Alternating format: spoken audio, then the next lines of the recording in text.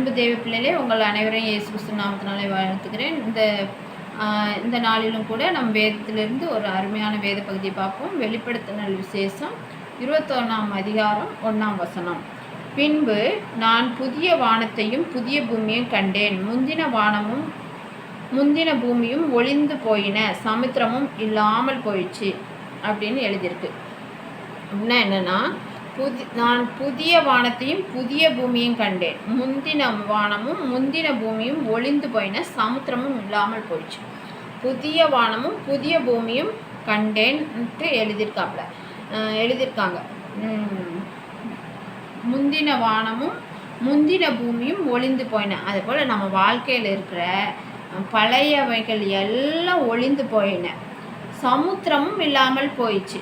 பழைய காரியங்கள், கர்த்தருக்கு பிரியமில்லாத சகல காரியங்களும் எல்லாமே ஒளிந்து போயின, சமுத்திரமும் இல்லாமல் போயிடுச்சு. சமுத்திரம்னா என்னதுன்னா, தொடர்ந்து வர்ற பிரச்சனைகள், தொடர்ந்து வர்ற பாடுகள், தொடர்ந்து வர்ற ஆவிக்குரிய போராட்டங்கள், எழும்ப முடியாமல், ஆண்டவருக்காக எழும்ப முடியாமல் இருக்கிற காரியங்கள், அப்போ சரீரத்தில் தொடர்ந்து வர்ற பலகீனங்கள் எல்லாமே ஒளிந்து போயிடுச்சு, சமுத்திரமும் இல்லாமல் போயிடுச்சுன்னு ஆண்டவர் சொல்லுதார், எழுதியிருக்கு. வேதத்தில் அருமையாக எழுதியிருக்கு. அதனால் நீங்கள் முந்தி உள்ள காரியத்தை குறித்து நீங்கள் எதுவும் குறித்து வருத்தப்பட வேண்டாம். இனி அது உங்களை தொடர போவதில்லை. எல்லாம் ஒளிந்தன, இல்லாமலும் போயிடுச்சு. எல்லா காரியமும், அதாவது கர்த்தருக்கு பிரியமில்லாத காரியங்கள், பலகீனங்கள், நோய்கள், வியாதிகள், வறுமைகள், தடைகள் மற்றும் என்னென்ன காரியம் உங்களுக்கு பாரமாக இருந்துச்சோ, ஆண்டவருக்காக எழும்ப முடியாத காரியங்கள், இன்னும் என்னென்ன காரியம்லாம் உங்களுக்கு தடையாக இருந்துச்சோ அது எல்லாமே ஒளிந்து போயிடுச்சு. குடும்பத்தில் சண்டைகள், பிரச்சனைகள், கவலைகள், பிள்ளைகளை குறித்து கவலை, கணவரை குறித்து கவலை, மனைவியை குறித்து கவலை, எல்லா பாடுகளும், சரீரத்தை குறித்து கவலைகள், பலகீனங்கள் எல்லாம் ஒளிந்து போயின. சமுத்திரம்னா தொடர்ந்து வர்ற பாடு, பிரச்சனை எல்லாமே நீங்கி போயிடுச்சு, இல்லாமல் போயிட்டு இனி அது உங்களை தொடர்வதே இல்லை அப்படின்னு ஆண்டவர் சொல்லுதார். அது மாத்திரம் இல்லாமல் 21ஆம் அதிகாரம் வெளிப்படுத்தினல் விசேஷம் 21ஆம் அதிகாரம் 3ஆம் வசனத்தில், மேலும் பரலோகத்திலிருந்து உண்டான ஒரு பெரிய சத்தத்தை கேட்டேன். அது, இதோ மனுஷர்களிடத்தில் தேவனுடைய வாசஸ்தலம் இருக்கிறது, அவர்களிடத்திலே அவர் வாசமாயிருப்பார், அவர்களும் அவருடைய ஜனமாயிருப்பார்கள், தேவன் தாமே அவர்களோடு கூட இருந்து அவர்களுடைய தேவனாய் இருப்பார் அப்படின்னு எழுதியிருக்கு. என்ன அர்த்தம்னா, பரலோகத்திலிருந்து உண்டான ஒரு பெரிய சத்தத்தை கேட்டேன் அப்படின்னு எழுதியிருக்காங்க. அது மாத்திரம் இல்லாமல் மனுஷர்களிடத்திலே தேவனுடைய வாசஸ்தலம் இருக்கிறது. ஆண்டவர் எல்லாமே ஒளிஞ்சு போயிடுச்சு. ஆண்டவருடைய வாசஸ்தலம் இனி உங்கள் மத்தியில் இருக்குது, உங்களுக்குள்ளேயும் இருக்குது.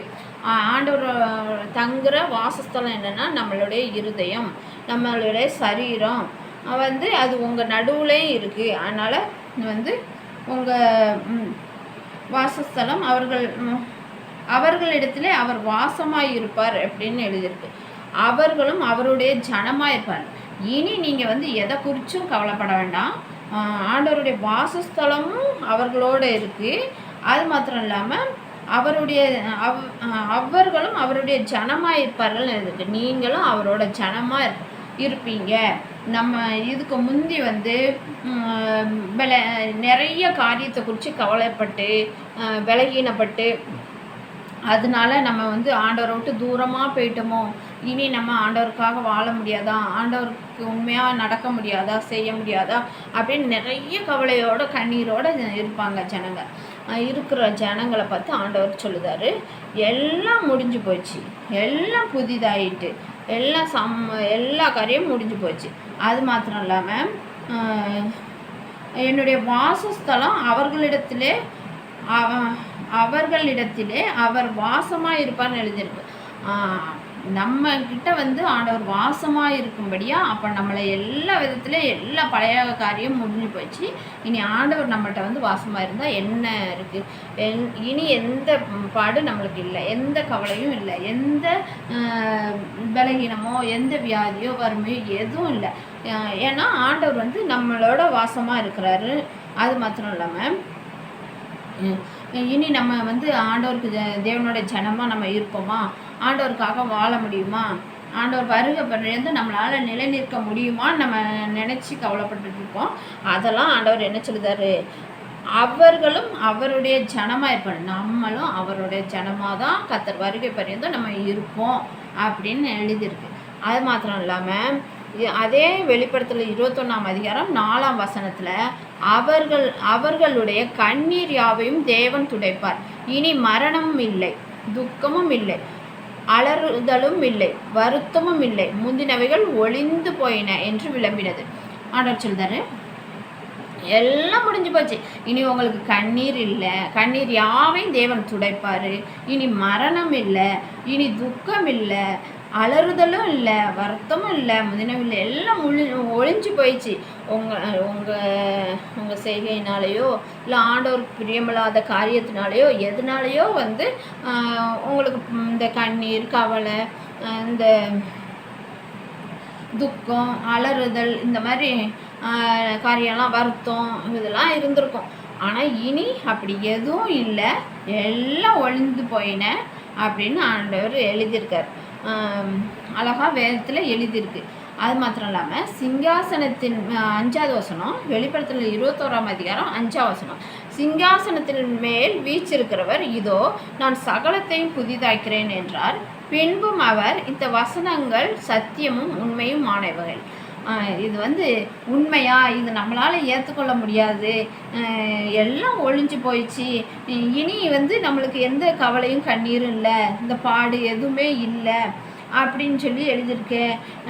இது உண்மையா அப்படின்னு சொல்லி நம்மளே யோசிக்கிற அளவு நம்ம வாழ்க்கையும் நம்ம சூழ்நிலையும் இருந்திருக்கோம்.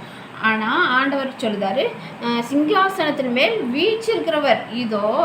ஆண்டவர் தானே. அப்போ சிங்காசனத்தின் மேல் வீற்றிருக்கிறவர் யார்? ஆண்டவர்.